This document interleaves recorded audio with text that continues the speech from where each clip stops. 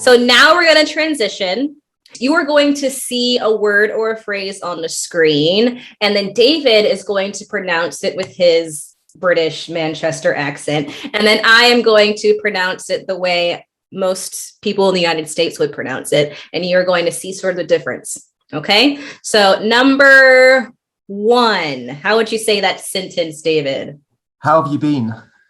And in the US, we would say, how have you been? How have you been? So it's that pronunciation of been. In the UK is ɓɪn. In the States, we would say been. And for this phrase in particular, we wouldn't usually say how have. Like, is that the same in the UK, or does it kind of just become how? How have you been? How have you been? Yeah, how have you been? How have you been? Number 2, how would you say that one? So I say schedule. Uh-huh. But the actual British phrase like schedule. Schedule. I say schedule. But you say schedule. So in the States, we say schedule as well. But in the UK, I heard it's pronounced schedule, but you say schedule. Yeah. So is it probably like 50-50, either one? No, more common to schedule. Schedule is more common. Yeah. Okay. I don't like the way it sounds, so I say schedule. Yeah, like I think it's irregular either way, right? Yeah. Because this CH sound usually is pronounced with the ch, but in the States it's pronounced k, schedule. And the same in the UK, you say schedule. So it's like a sh sound along with that S. Number 3. Vitamin. Vitamin, short I in the beginning. In the US, we would say vitamin, like in vitality or vital. We kind of keep that same long I pronunciation. And number 4. Privacy. I love the way that you guys pronounce this word, privacy. But in the US, we say privacy. Privacy. I actually say privacy as well. I prefer privacy. I'm in the minority there. I like privacy. You're in the minority. Yeah. You're different. I choose the way I like to say it, and I say how I like. Yeah. And would you say the adjective private? Is that also private? Private. That's how you say it. Okay. This one. How do you say it? Tomato. Okay. Tomato. In the States, we actually say tomato. There's actually a saying, guys, that says you say tomato, I say tomato. And basically it means it doesn't matter how you pronounce the word, it's the same word. It has the same meaning. Tomato. See, I don't like the way you guys say this one. I say leisure. You say leisure, isn't it? We do say leisure. I don't like the way it sounds, but why? It's not leisure. I don't know. I don't like at all. I don't like that. Leisure. Yeah, you guys say leisure. Drags on at leisure. It's a bit. Yeah. I don't know. It's just how I've always said it. It's how I've always heard it. Missile. You know, so missile in the UK, in the States, we just say missile. And it's the same with the next word too. Mobile. So with this one, you might hear either one. So I say mobile. You might hear people say mobile in the States as well, but I think that's less common. What's also interesting is that this word is pronounced differently in certain words. Like, for instance, when you're talking about a car, we would both say, I think, automobile. That's how you say it. Automobile, yeah. Automobile. So it's pronounced mobile. And there's also a city in Alabama called Mobile, Alabama, with the exact same spelling. So it just depends on the context how this word is pronounced. But I think what's most common in the States is mobile. Here's my mobile phone. I hear that a lot from American TV shows, mobile. Yeah. Yeah, we've got a pattern going here. Futile. Yeah, futile. In the States, it would be futile. Probably you could hear futile, but what's more common is futile. Okay. And the next one is very similar as well. How would you say it, David? Hostile. In the States, this one might be like 50-50 though. I do hear hostile, but I would say hostile. It's like American where they condense the ILE sound, isn't it? condensing it down. In some words, like we pronounce it in tile and file. So I don't know why. Maybe it's when it's two syllables. If you condense tile down, what would you get? Hole. Maybe that's why. It has to probably be 2 syllables. All right, and this one, I love the UK pronunciation. Okay. Buddha. You guys say Buddha. Yeah. Buddha. We would say Buddha. Ooh, with an ooh sound. Buddha. Oh. Buddha. Buddha. Not that different, but noticeable. The next one. Yeah. ʻnaɪk. ʻnaɪk. And ʻnaɪki. So we would say Nike, and this is actually common throughout Europe. I hear this pronunciation ʻnaɪk instead of Nike. We don't use that in the States. We always isn't yours actually correct though? Because isn't Nike named after some Greek goddess who actually is called Nike? So I think you guys are actually right on that one. Yeah, I think you are right. Oh, and this one. Adidas.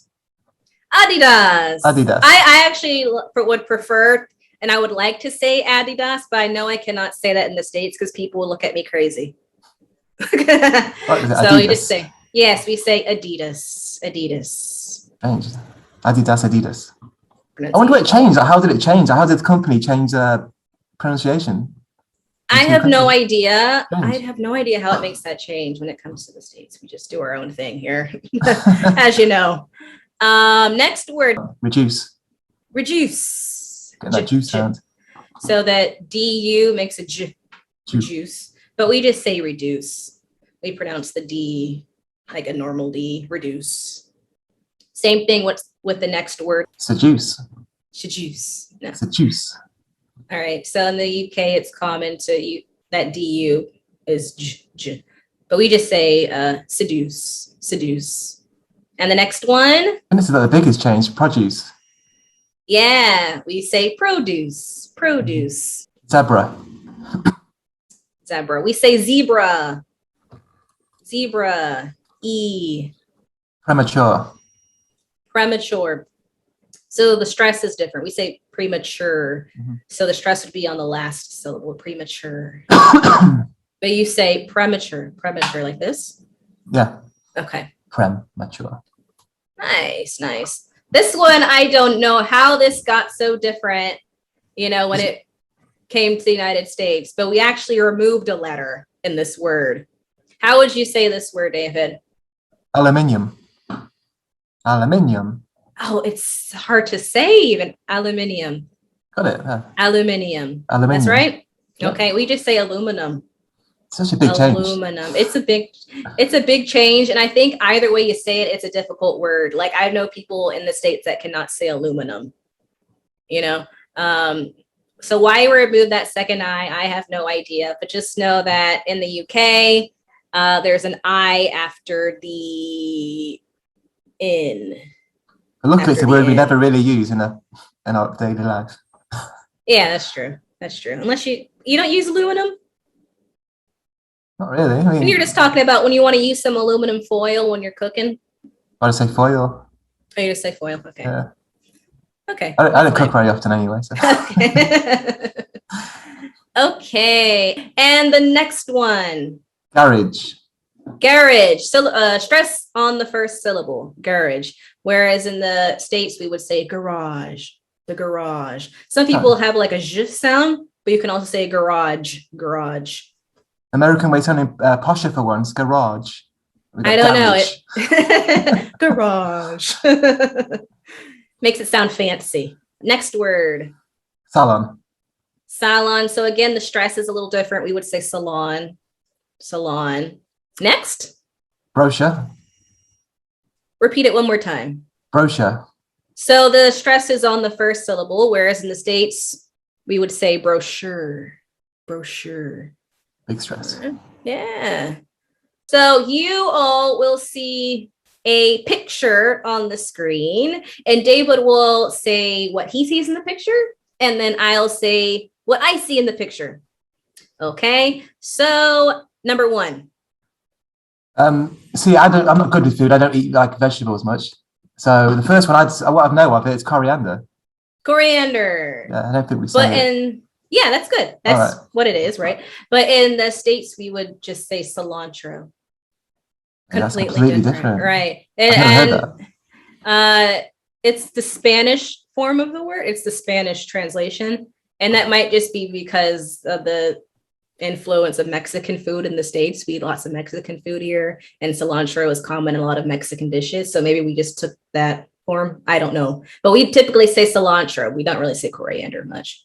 The second one, what part of the car is he washing? The bonnet. We would call this the hood of the car. I agree with your way more than this way, but it's what I'm used to. Let's say bonnet. You say the bonnet? Yeah, it makes no sense, but it goes up the hood, like a hood it goes up. It's yeah. A bonnet is like something you put on your head. In the States, we call something you put on your head a bonnet. Okay. And what part of the car are these boxes in? The boot. The boot. We would just call it the trunk. They're in the trunk. All right. Both work, I think.